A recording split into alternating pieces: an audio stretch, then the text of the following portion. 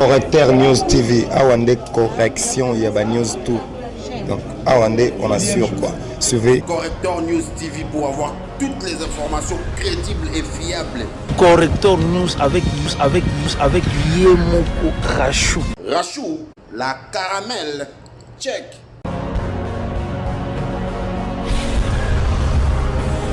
Le peuple congolais kangango dati lelo de l'homme du peuple alobaki mwana aigle alobaki ke maponami na mboka oyo ekozala te.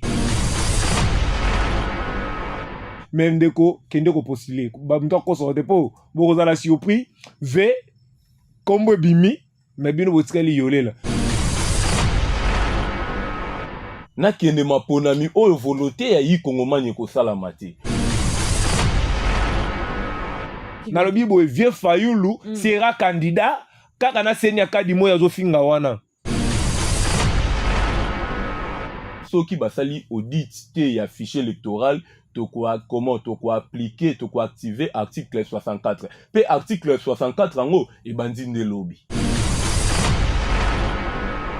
Fayulu a tué ce pays. Nazo démontre qu'à Siko, Katumbe a tué ce pays. Matata a tué ce pays. C'est Sanga a tué ce pays. Est-ce que les Sanga ont moutou à crédible Azali? Président Martin Fayulu azala partenaire privé abandaka ko financer même si ba activité mususu il y a eu de pèse. Sur la ligne de l'Isanga la bango à 4 démons de la République. Vous allez vous rendre compte qu'il y a des démons qui ont eu élection. Moïse, ça c'est pour nous qui sera candidat. C'est ça, c'est pour nous qui sera candidat. Matata, candidat. Et bon, ça va 4, ça va faire quoi? Mais au moins les 3 là vont participer car on a affiché au Baroboy. Na este balobi maponami sans Fayulu eza maponami. Et vous, KO debout, vous AVC. KO debout, là. Si c'est que des à 98%. Président élu Martin Fayulu n'a pas de voix sigito que ceux qui baillent eu de pèse siège à eu de pèse Kabou yazo fongole les portes wane yebani wana no Kabou. Ah oui. Même moi c'est Fayulu va voter pour Fachi. Tu sais que du wana bati na ngai de l'homme du peuple na robo. Nga una yeba ki ote mais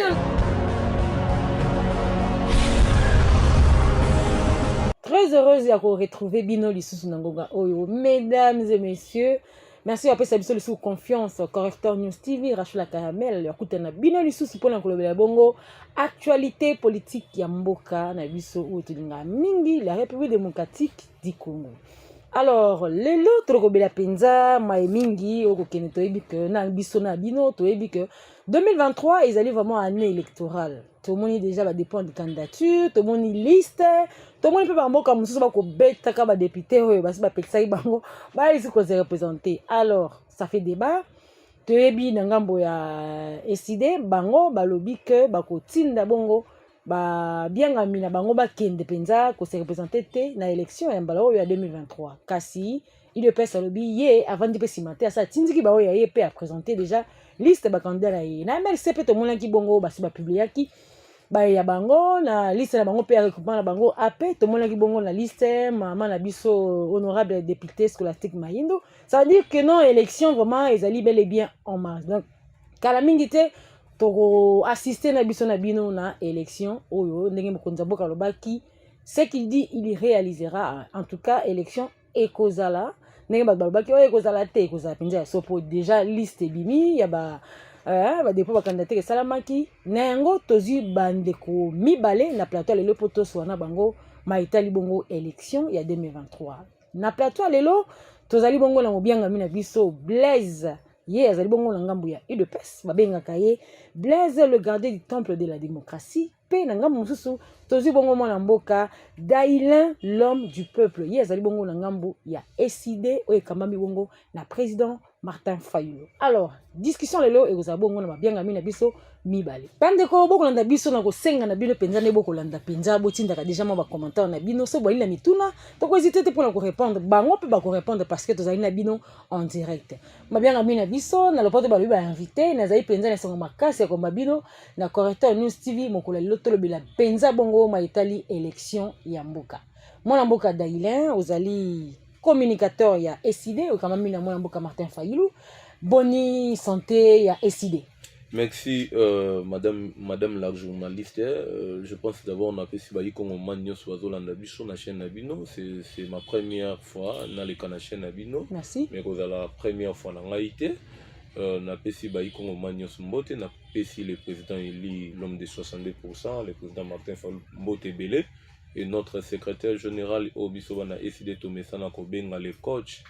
Le professeur de Vos Kito qu'on a PCP Bambote Belé et Bana commune Nanganyo Chabumbu na bossa na bangote tuninga isango ya SID en tout cas vraiment sango ya SID za vraiment malamu parti na biso ndenge outi koloba toloba ki clair que moyen to kende na maponami oyo fichier oyo yo comment po boko banga boyebi ke belé boko lekate. Non, bakongomani mpe batie penza mwa mandoki tikela ngai mwa maloba biso tozobanga élection te nous sommes déjà prêts pour affronter M. Félix Antoine Tshisekedi. Alors le problème toza nango toloba ki clair il faut ba sala audit si fichier électoral et to moni ke batikali jamais ko auditer fichier électoral na ba voix oyo esengebe et comment esengeli ya mwana biso toloba ki moyen to déposer ba candidature na biso ezate comment to koki ko déposer ba candidature ndeti nga na za candidat na commune na Bumbu na fichier oyo yo tricherie déjà eza déjà ya koyebana hein zo ndeti nga na commune na Bumbu bana Bumbu balela ngai fort bayebi ke daile molobeli na biso tout ça là comment azam moto yo a soutenir biso vraiment ba problème na biso atika ka biso te siko na sali travail monene na kati ya commune na ngai et feni akadima bazwa moto moko babimisa ye wana yango to lobi ke na classe yango te ndenge ni lobi ke bakobimisa yo te bamisa moto mais monsieur Félix Tshisekedi aza déjà na ba liste aza déjà ba combo ya ba député na e oye moko déjà a préparaki mais moto nyonso ezali droit. Non, ils ont droite et commis dictature. Oh, montonyo ça ina bateau. Et si des pas ina bateau à kotinda. Non. Mais c'est bien ina bateau. Non, na lobité que comment décider azali na bateau te ya kotinda. Décider nous sommes prêts to lobi boy. Ko boycotter élection ils ont na langage na bichoté. Ozomona eza élément de langage na bichoté que to boycotter élection. Mais to lobi que excusez to lobi que moyen to kende na maponami oyo fichier o basali audit ya fichier électoral wana te oyo to yebi déjà fraude et bazo préparer déjà fraude électorale moyen to kende na maponami wana ezate biso toza na posa to kende maponami moko o volonté ya yi kongomani ko salama oyebi na 2006 faut volonté ya kongomani salama kite na 2011 volonté ya peuple congolais salamité na 2018 volonté ya kongomani et salamité ozomona siko toza na posa non 2023 non est-ce que d'ailleurs toke élection salamité ndenge toza komonela ozomona non élection salamité mais ndenge toza komonela ndenge kadima soko tali composition ya bureau seni wana mais l'élection 2018 bomona ke ezaki volontaire kongomani te mais quand même bo se représentaki non to se présentaki parce que kokende mapona kozwa pouvoir na kati ya mboka na biso machine boboya kimia bo se présenter quand même yo kanga kozwa pouvoir na kati ya mboka na biso il ne faut pas to utiliser ba méthode mususu to koma ko utiliser beaucoup li konza mboka na biso epesa biso ndingisa to kende na mapona mi pona kozwa pouvoir na ndenge moko esengeli alors on ne peut pas que tozwa pouvoir na ndenge moko ya force ya ndenge moko munduki ezalaka lisusu te wana mboka na na kati ya violation ya constitution bangolanda yo o préparera déjà pour la moyeba question kokota déjà alors tu reposes avec Maloba na mwana mboka Blaise le gardien du temple de la démocratie boni santé ya IDPS. Merci beaucoup ndeko journaliste Kalando Chukoloba nazali gardien du temple et la démocratie. Donc, la toute dernière personne a reçu qui bénédiction et Papa Nabiso Kondo Etienne Tshisekedi wa Mulumba et une mission précise de rester toujours dans la pour na kokengela temple oyo ezali mboka na biso yango wana biso na bino toya kolanda directement kende ko na biso kodebater na biso eside aza déjà kolakisa faiblesse na bango kolakisa ete bali kobanga élection yango moni ba ko réclamer soit disant soki ba fichier wana et je ne sais pas mais au biso toyebi et qui UDPS est déjà prêt d'affronter des élections mais il peut ninga la pamba à tous les niveaux. Non mai moko ninga nezate ezake toyebi na biso technique de ko na biso Martin Fayulu il a toujours peur des élections et il est en train déjà de préméditer son échec reprendre à ça il dit qu'il a été et il prémédite déjà pour na relaxer déjà qu'il y a son abimité de ma fraude mais toyebi déjà qu'il va apprêter ya solo moi mboka daile balobi que vous allez prêter yango boko à gauche droite vous n'êtes pas sûr de vous oyebi même ici ndeko na ngai c'est ça on appelle sima otanga liga ma 2018 yokate nani machine oyo to voter dans la ngote mais quand même vous votaki c'est que la 2018 comme yo fichier électoral parce que est-ce le même loyembo te autant on peut élection que ça maké moi mboka Félix c'est qu'il est se représenter sous des infos bo baké te au moins te robaki moi ninge salami. C'est pas une raison déjà à l'avance. Naoki ndeko na ngai ya UDPS très bien. Je pense que UDPS bazalaka vraiment na ba problème ebele ya ebele. Et ndeko na ngai je ne sais pas ce qui alandaka secrétaire général na bango mais c'est Augustin Kabuya bien. Tango alobi ke biso toza ko banga maponami.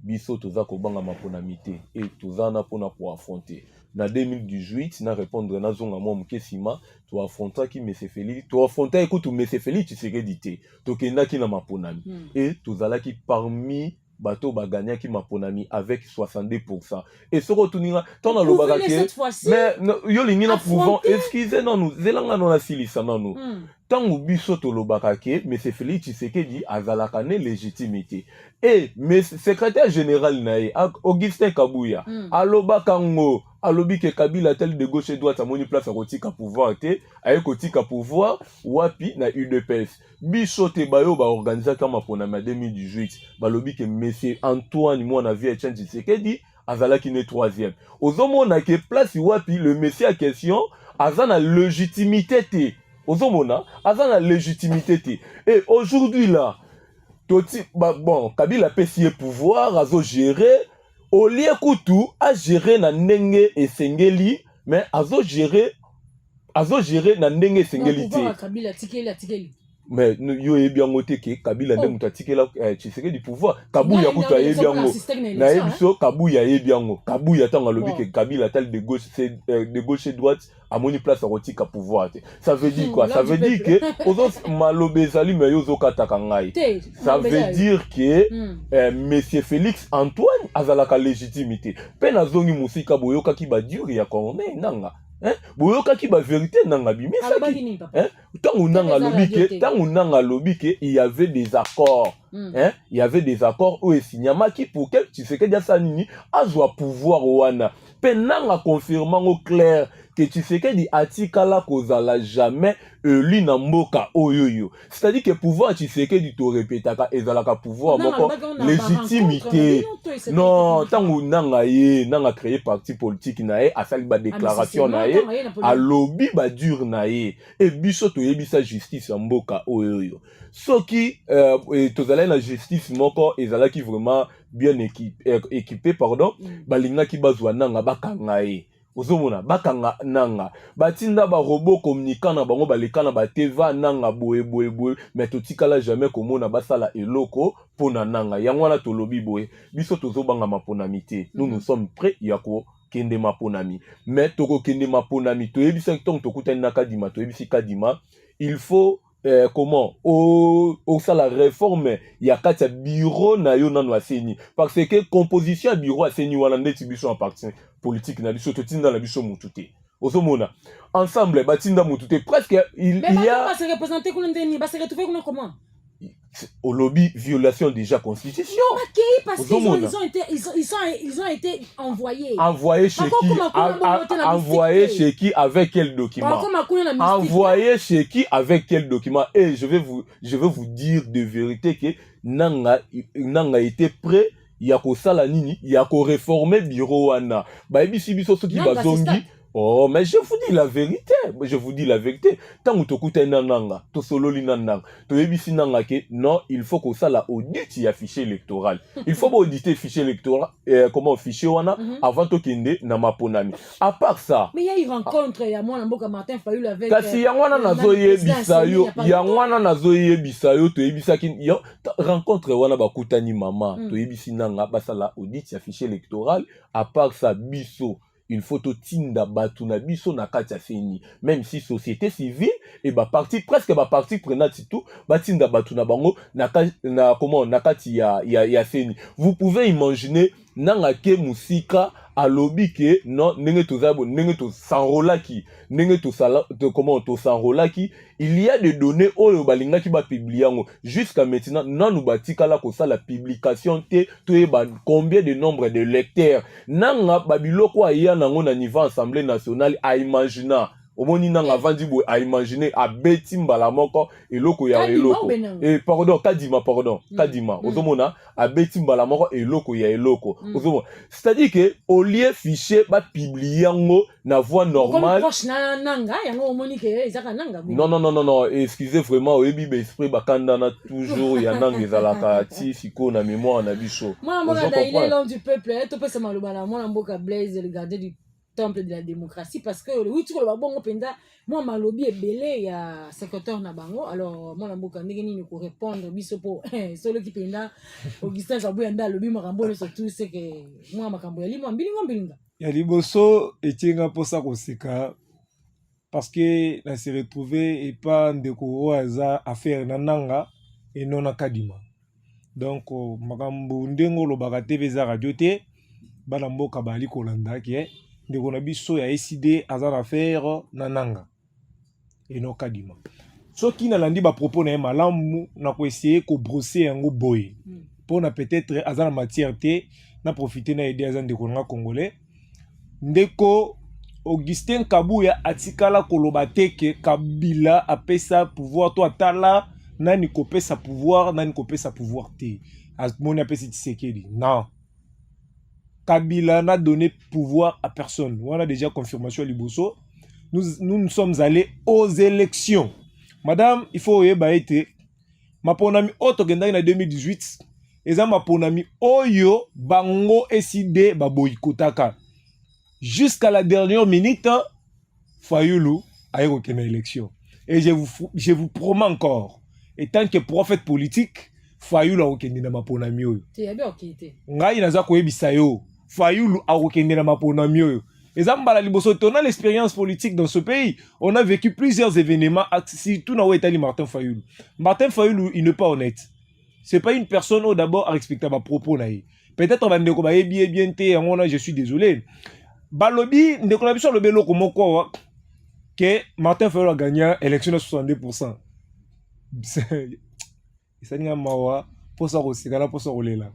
Donc, si tel est le cas, Ndeko, Yebisa Martin Fayulu, le président Elindo Bengake, na préambule na yo, on va lui demander en 2023 une élection, après biso bilan na ye, ezali nini, parce que c'est lui le président qui a été élu. Parce que tu sais que dans un bilan, Martin pas préparé bilan na ye tant que président élu, c'est là yo, toi causer la yango. Et mi balé, on a ko recadrer le Sundeko, koloba était président ya Seni, aloba qui était Tshisekedi a joué pouvoir par accord. On doit être réaliste et intellectuel. Tango moto akoloba et puis faut boye ba casquette nini oyo nanga lobela ibiloko wana. Nanga azaki sur na casquette moko indépendante. Il n'était plus encore une personne à organe moko indépendant. Asa koma ki président à parti politique ndende ko yemo a souligner ngo et puis parti ya wapi ya majorité mais opposition. Et aujourd'hui, nous avons l'impression que l'opposition dans le Congo a la seule mission, il y a qu'on nuire le pouvoir en place. Tant qu'un intellectuel comme Nanga, le pouvoir est issu d'un accord, il devait brandir l'accord. Balaksebiso accord wana to na posa ko mona ngo. S'il le lo na landa bande ko ba Henri Magie a pe perdre. Accord mona te ba Ferdinand Kambere. Accord mona te ba nani o nani vena biso nani le secrétaire na bangwana c'est qui? Ve Chadari. Accord mona te si ces gens-là ne sont plus en mesure de démontrer De quoi s'agit-il? Et bon, peut-être on a décidé, je suis désolé, Fayulu la laébioté, ou la mesure, on a un communicateur. Non, c'est bien bon. Être un communicateur, tu peux être un communicateur sympathisant. Donc, on peut être Fayulu, comme Fayulu. On a la tête d'affiche à peu perdre. Oh, soit disant, ma paix au pouvoir. Ils ne sont plus à mesure. Il y a reprouvé encore, jusqu'à présent. Et bon, il y a un wapi. Il y a un épisode de qu'on a Fayulu. À se préparer, te retourner bilan. Mais moi, je te promets, ce que le montre capital là, tu es le populaire, il y a Sogi Bumbu, Sogi Barumbu, je ne sais pas, mais Ndeko, Kendeko postulé. Bamto ko sorte po, Borozala surpris, V, Combo Bimi, mais bien au tseli yolé là. Tout ça déjà au courant. Comment V Obima, V postulé. V la bangote. Madidit. V Madid madame, na kozonga pour te démontrer que Nazaki n'a raison. Déjà, les gens traitent ça. Nalobi boy vieux Fayulu sera candidat quand on a senya kadi moya zo finga wana. Sans même que expert na soit disant ma papa. Non, c'est ça la mission, il a pris l'argent pour ça. Beaucoup ça nani. Il a pris l'argent pour ça, ba corrompre pour na bongo. C'est ça. Non, bino boyebi monsieur le corrupteur. Yera kat. Monsieur le corrupteur. Papa Ezaye, madame Ezaye. Yewana, on appelle ça ba mbongo, on appelle ça ba mission, baki ma élection au détriment ya ye. Donc il va postuler et je vous annonce bientôt là, l'isanga bando ke ko panzana. Et là ko panzana ngoni lumière. Au moni ndakunde za. Non, l'isanga bando ko so bengeza matata ponyo. Mais au quoi prendre mutunini na mboka oyo. Au quoi prendre mutunini na mboko, ces gens-là n'ont pas une leçon donnée aux gens. Fayulu a tué ce pays. Nanzo démontre qu'à Siko, Katumbe tué ce pays. Matata tué ce pays. C'est Sanga tué ce pays. Est-ce que l'Isanga a un tour crédible Azali? Non, peut-être aux ignorer. Fayulu a été député provincial en 2006. Hein? Tant il faut élire gouverneur en 2008. Fayulu a réuni le gens, les députés provinciaux, dans la Fade House. On comprend? Comme Maki, Bakotarawana, pour Moutoua qui m'a été pour nous voter. À l'époque, même Fayulu était indépendant. Ce qu'on a été, je t'informe qu'il Fayulu a postulé comme indépendant. J'ai la liste des députés provinciaux à l'époque, avec candidat indépendant, mais Oyo a vu à incarcérer, a vu à bomber les députés, Nakata Lupangu, soi-disant, Faden House, pour n'aller bakende ko voter Kimbuta, et c'est Kimbuta qui a tué la ville. Donc, Fayulu fait partie aussi des gens qui ont contribué que la ville soit détruite. Et puis, tout ce qui est mata tamponyo. Tozo landa biso na bino dossier Bukangalonzo. Ozo luka ko échapper ko la tsango couleur moko politique. Et puis batola bana na audace. Bani ngaba tuba ko sa peuple congolais. Ngana landi bango bazaki reçu par le président Kadima. Et ba kende ko senga nini. Il faut protéger biso ba candidat président République. Ça s'est fait où? Nous sommes dans quelle république? On ne peut pas blaguer avec les gens. Kadima protégé bino Kadima et la justice. Donc, c'est-à-dire, même si tu es candidat président de la République, si tu as volé, tu as tué, on ne peut pas t'arrêter parce que tu es candidat président de la République. Être candidat président de la République, ça signifie quoi? Et jusqu'à preuve du contraire, personne n'a encore postulé comme président de la République. Nous sommes citoyens congolais et nul n'est au-dessus de la loi. Tout le monde est censé répondre devant la loi. Oyen, monsieur Katumbi. Papa, madame, Bosunga biso quand même, la vérité, vous êtes journaliste. Katumbi a une leçon donnée aux gens. Non, danger nini. Danger nini. C'est ça la voie démocratique. Voie démocratique qui permettre la démocratie, c'est quoi? C'est le respect des textes, c'est le respect des principes établis. Les gens SID veulent se représenter. Non. Madame, je vous informe, SID ne vaut rien devant l'UDPS. L'UDPS a boycotté les élections de 2006. Bien. Mais élection salamate. Répondre en Haïti. PPRD, SID. PPRD, ça signifie quoi? SID, ça signifie quoi? Basa banani. En termes de ça, sont des partis de cadre. Ce ne sont pas même pas de partis de masse. On comprend. Même les lopes sont dans la statistique normale, même ACP en Gobilele qui est SID na batu. Ils n'ont pas de gens. Ils n'ont pas de gens, je vous informe.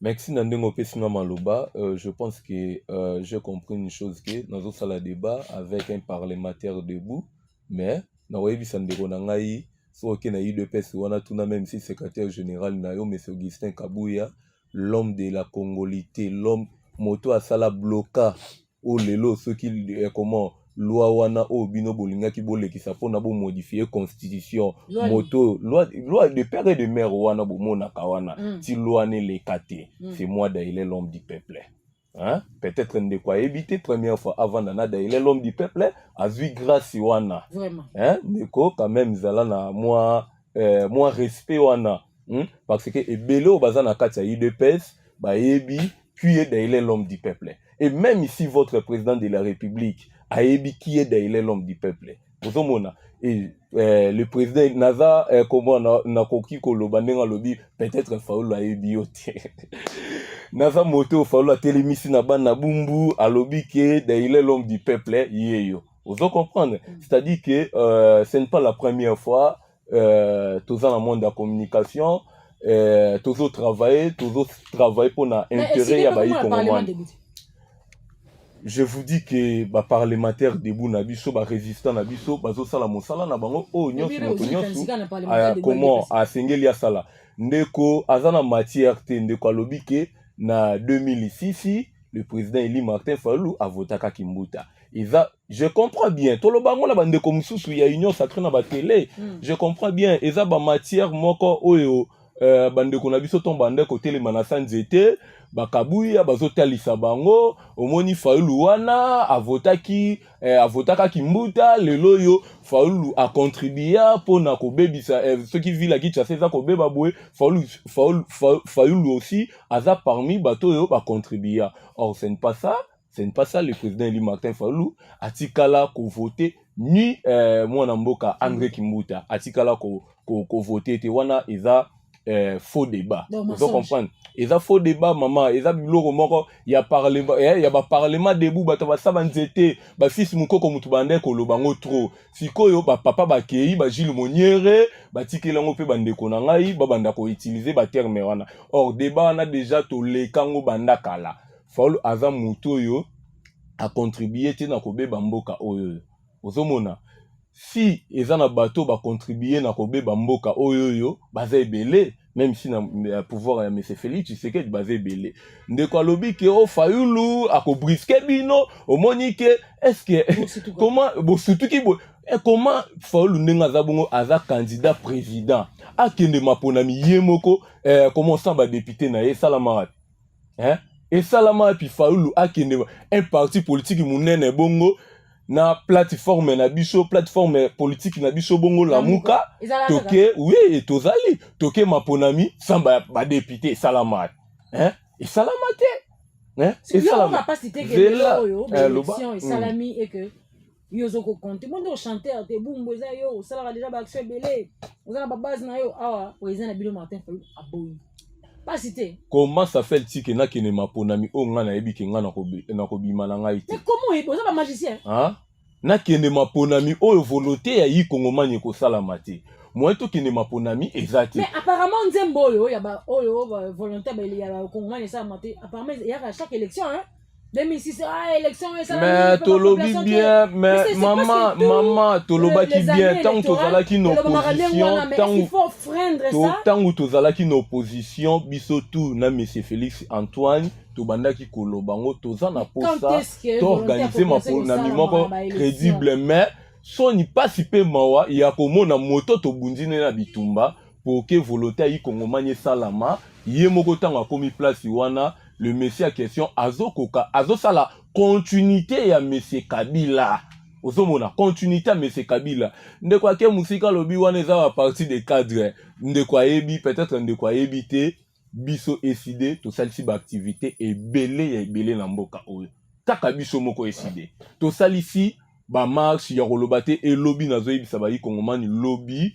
to lobaki ke soki soki basali audit te ya fichier électoral comment appliquer activer article 64 pe article 64 ango ebandi nde lobby hein ebandi nde lobby article 64 soki tokei article 64 nazotanga kaka alinéa 1 nazotanga alinéa 1 ya article 64 elobi ni tout Congolais a le devoir de faire échec à tout individu ou groupe d'individus qui prend le pouvoir par la force ozomona c'est-à-dire groupe individu ana banani eza union sacrée balingisi ko bazwa siko au pouvoir par la force ça qui plein na stade hein vous êtes au courant ndeko na ngai bango bapesaka bato ba $10 banini tout ça même si ndeko azoloba o ACP eleki eside wana biso tosalisaka baactivité bato ebele bayebi nga na longolaka bato na bumbu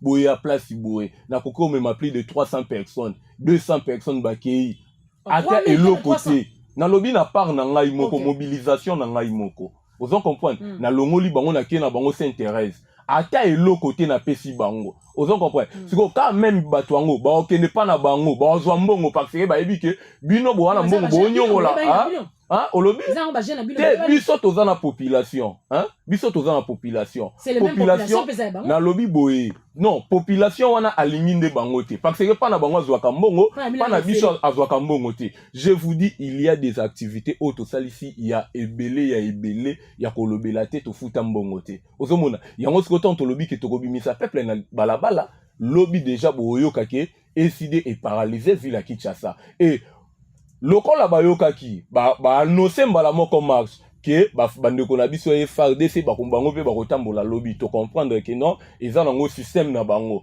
ozo comprendre eza système na bango mais boza ba soldat du peuple non mais na lobi Fayulu nde mutu aza na peuple tangu bandeko na biso est balobi to sama ponami avec Fayulu eza maponami te ozo comprendre sama ponami avec Fayulu eza maponami te c'est-à-dire que ndenge toza bongo Soki Kadima, sans ma ponami avec Fayulu et ma ponamité, c'est-à-dire du peuple congolais a voté T.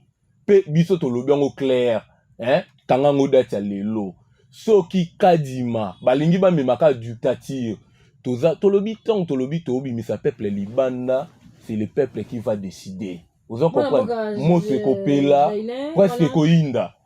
Ils allaient annoncer tout ça qui information que le président Fayulu a lobby, le président décidé, Martin Fayulu a lobby qui a annoncé plusieurs activités pour revendiquer bongo ba fichier électoral. Alors, moi mboka Blaise au lobby ni pour moi mboka Dailin a lobby ebele.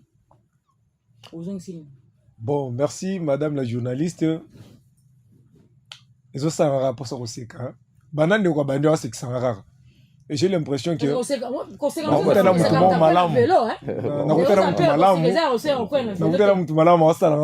donc c'est-à-dire Azako la qui s'appelle ça qui est bien l'ôté on doit l'apprendre mais na c'est pas la humilité naie parce que il faut napper ces matières ndeko alobi que moi j'ai essayé mon ngai na zu ba biloko ba mukoko na ba Gilles Kaloubi Batiki je vous informe Gilles Kaloubi c'est mon confrère mon collègue à moi. On comprend. Peut-être âge des oko ça va, Rotali âge tout ça. Dans Koko, donc président de Fayulu, c'est mon collègue, mon compagnon d'élite. On comprend. Là déjà c'est une correction pour me peu rectifier mon Koko, c'est mon compagnon d'élite. Hein? C'est une rectification. Fayulu, c'est mon compagnon d'élite. Non, non, madame. Fayulu me connaît avant lui. Donc là, c'est un faux débat. C'est un compagnon d'élite. On a milité ensemble. C'est un monsieur que j'admirais beaucoup. Mais ah non, soldat, c'est un monsieur qui a milité avec nous. Mais non, on a c'est on a à propos là. C'est un monsieur auquel on ne peut pas l'humilier ou l'oublier gratuitement comme ça. On est de mauvaise foi. C'est une personne à qui on a milité ensemble, mais à la dernière minute, il n'a pas pu se tenir. Hein? Alandai Kanyaka, il a trahi la nation. Il a trahi la nation. Dans la ligne de Colombie, le peuple lobby sans Fayulu ou élection T. Je ne sais pas, peuple où est l'Obana, et si des peuple congolais. Mais si des peuples congolais, ils sont des peuples quand même. Non, c'est une particularité de personne. Dire peuple congolais, là vous englobez tout le monde. Donc, tant qu'on peuple congolais, donc n'a kat. Mais je t'informe, Ngaï, Nazana Makambolo Baranate. Wana Liboso. Mais je pense bien, Bandekolanga IDPS, Bana Makambolo Bate, Bandekolanga MLC, Bana Makambolo Naote, Bandekolanga Bati, Bana Propos Naote. Ça n'engage que vous décidez. S'il a d'abord du mal, il y a des plateformes de politique qui juré. Après, au tourner Moutuna, Nana président la Mouka, il ne sera pas mesuré à répondre à la question. na yidi wa ko répondre dit mais madame elo na osenga yo communicateur s'il vous plaît elo na osenga yo eza nini il faut kozala na o to bengi pas deux poids deux mesures tielaka biso ba minutes nombre minutes ya osala nombre minutes on a osala donc c'est-à-dire je constate que vos PC ta mingi et puis ta mingi wana aotaka makelele mais il ne dit rien on comprend ngale on a ko informer boy hein il faut aye bayango Fayoulou avait boycotté les élections de 2018 jusqu'au finish à ça même bas discours que sans machine à voter aucune élection mais à la dernière minute car la machine à voter on a critiqué et reconnaître et bimisi à député national ti le vali à Kanyaka à distraire bino wala liboso ya mi balé il faut boye bayango été monsieur Fayoulou n'est pas crédible dans ce pays ana mot d'ordre moko ko pesa ba Congolais ba respecter té. Ah, tout le monde a ça. Non, papa, tika biso, madame. Boye bango binomi balé les lots. Peut-être boye baraté. Ngai na bitaka changu, hein? Nazali mwana ya changu, masina. Ya solo. Na vanda ka quartier mo route na président soki fédéral na bango ni Clément Mouza. Tolanda ni ba venir. On comprend? Clément ebinga bien. Nena ina mesake pe makuna na peto Kongo. Boko tu na ya biso. Pas avocat. Ya mamuta ki avocat te mamuna politique ba viona. D'abord, on se lande ta la histoire la muka. Ba ebite kolo la muka nani. Je t'informe aujourd'hui monsieur Kende Kotuna. Kolo combo concept la muka c'est Félix Tshisekedi au Genève. On prend. Ok, yangwana la muka eza ya population congolais, en tout cas vraiment la muka eza ya moto mosusu te, mais maman journaliste na lingina sil sanelo comment de walobi ninike batambola na président Eli Martin Fayulu biso tout, c'est-à-dire que na parti politique to mibenga na ba camarades. Ozomona même ici président Onini Boue eza titre moko ka ndem ba pesaka. Mais nous tous en politique, pas que na ba parti politique, na ba politique ndenge tozala bongo toza ba camarades, mais na koyebisa ndeko na ngai atoke tu na kabuya kabundu kutaza na prison yebi tangu le président Eli Martin Fayulu azala partenaire privé ya Etienne Tshisekedi. Président Martin Fayulu azala partenaire privé abandaka ko financer même si ba activité mususu il y a UDPS. Là je vous dis la vérité, azo financer ba activité mususu il y a UDPS. Le jour le président élu Martin Fayulu na ba devo sigito ko soki ba ye UDPS siège à UDPS Kabuya zo fongolele porte wana yebani wana no oui Kabuya a fongolele ma porte wana yebani wana no Kabuya zo teka no carburant vous comprenez wana Kabuya zo teka no carburant vous comprenez c'est-à-dire que eza débat moko te tokoki koya nango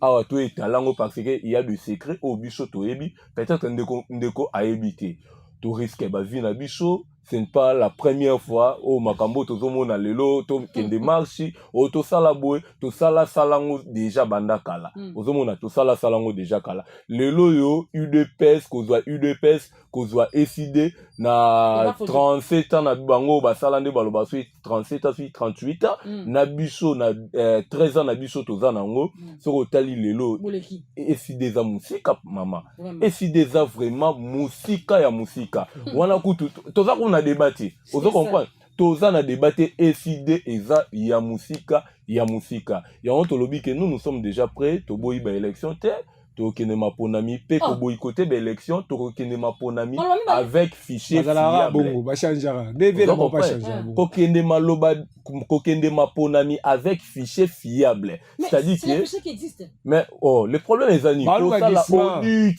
baluka glissement biso toza na posa ya glissement et lo quoi les années to kenema élection organizango na délai oyo esengeli ozo comprendre toza na temps ya glissement te toyebisaki kadima même si ko pona ko sala audit affiché électoral et ko lia biso 1 mois te 2 mois te ozo mona avec une semaine basali audit affiché électoral lelo yo na koki na 3 jours parce que depuis ba candidature na niveau national na lobby bolanda 3 jours wana te ozo comprendre bolanda non na lobby non biso toya te toya comment hein biso toya te non na lobby boy c'est-à-dire que ne bon ba mona si comment maponami kozala maponami na mboko ekozala te là je dis maponami peuple congolais kangango date ya lelo de l'homme du peuple alobaki mwana aigle alobaki ke maponami na mboka oyo ekozala te.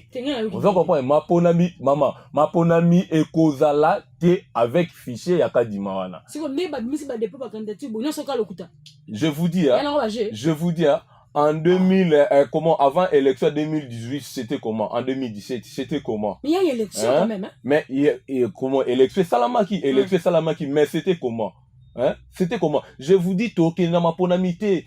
Notre souci est que babenga ba parti prenant nyonso ba ya to vanda to solola to bongisa makambu erezana nu mama erezali yo limito ke maponami avec tala bozo ba kadimazo sala biso hein tala bozo ba kadimazo sala biso to ke maponami tala avec tala avec ba carte d'électeur ko to bilozo mona na te hein to ke maponami boye hein carte d'électeur ko mona te e mona na kutu te tala biloko kadima sali biso ne boye ndesko to ke nango maponami hein boye pena to ke nango pena maponami boye mais tant que lobby ko sala audit ko revoir makambu nyonso dona ba ko bandia carte une semaine ko revoir makambu nyonso comment ko auditer fichier électoral ça va nous prendre une semaine so to bi to bandela enrôlement jusqu'à maintenant ils ont ba territoire mususu non ba s'enrôler te lelo na ba province mususu ba bandi déjà enrôlement il y a bien côté hein le long dans la province musu babandi enrôlement quand il m'a déjà Ayaki déjà a publié déjà nombre enrôlé vous comprenez mais dans la province musu babandi enrôlement vous mona hein la province a un problème ba problème est na problème est-ce que na Rutshuru babandi enrôlement Rutshuru ba s'enrôler na lobby Rutshuru ba s'enrôler toke élection sans Rutshuru hein siko ba élu ya Rutshuru ya Bunagana toke na bango élection comment mais en tout cas, je vous dis élection kozalaté. Garder le temple de la démocratie. Ça veut dire bon ça la maman fait beaucoup. Donc tu vas tout à théâtre de chez nous. Bon, na CPL mingi. Déco parce que na évité penser na izani ma pour la mérosalaté. Ba préparer nini parce que je te dis bango ba kondia ba préparation donc vous préparez vous serez voué à l'échec. Non élection ça te nini moi c'est ebisa ki élection oyo même avec Tshisekedi candidat unique nous irons aux élections on bon parce que au principe de la démocratie tout le monde n'est pas obligé à postuler au monde parce qu'il y a misu ba repostuler parce que sur la ligne lisanga la bango à 4 démons de la République vous allez vous rendre compte que quand démons moronda au élection Moïse, ça c'est pour nous qui sera candidat. C'est ça, c'est pour nous qui sera candidat. Matata, candidat. Et bon, ça va 4, ça va faire quoi? Mais au moins les 3 là vont participer car on a fiché au Baroboy. Vous allez maintenant vous rendre compte que Bakende va représenter le côté. Donc, si c'est que dans le 3 candidats opposition, n'a eu que tu viens dans musique ou pas candidat. Fatia que pour t'en bango. Et puis, KO debout, bah, AVC. Non, quittez. Bah, KO debout, là. Tshisekedi a robé tata 98%. 2% wana ba msuve nanga se sanga na muzitu bakabola ta 1,5. Na ki bientôt lobi? Na biso ke Tshisekedi a kozata ba 98%. Ba tu musuba ilote. Papa, depuis nani mutuwa se sanga. Yego tunde ba ko voter ta mwanda na famille. Mais ngana ibisa bino élection zoya même moi ça Fayulu va voter pour Fachi. Ah bon? Aïcha solo. Merci beaucoup. Nous étions face. Yo gagné. Oui. Mais yo ibisé on a la capacité à mobiliser 300 personnes. Mais ngamo na mobilisation.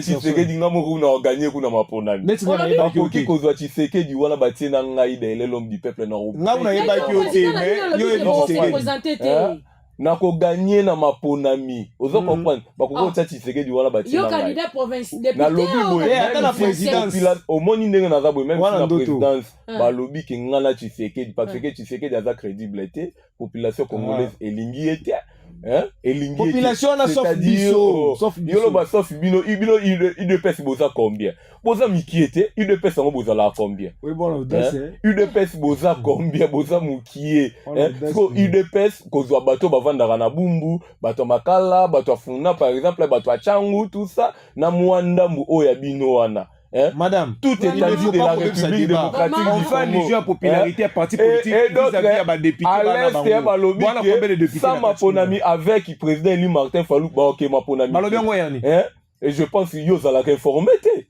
au moins ton na lobby que nazo sala débat na moto aza parlementaire debout ba ya ka ba pesa kaye matière consulta ka téléphone mon frère souvent aux alara toujours informé vous comprenez ton na lobby bongo parce que ndeko nanga à comprendre que na est balobi comment maponami sans Fayulu eza maponami bino kana sobe tozana na opposition to benga madame to benga bakadiosha alobi mais bino nde bakolo kadiosha biso kuto utiliser kadiosha tozalanga nango bino na yo etelege bozala nango te banda beta ba forme bozala nango te tozalanga ba forme à ciel ouvert nous on a na forme à ciel ouvert on va la forme très cher abonné très cher internaute Corrector News TV.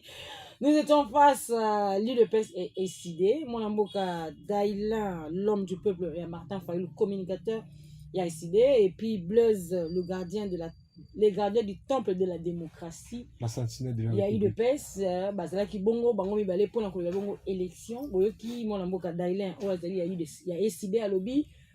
Maponami et Kozalate.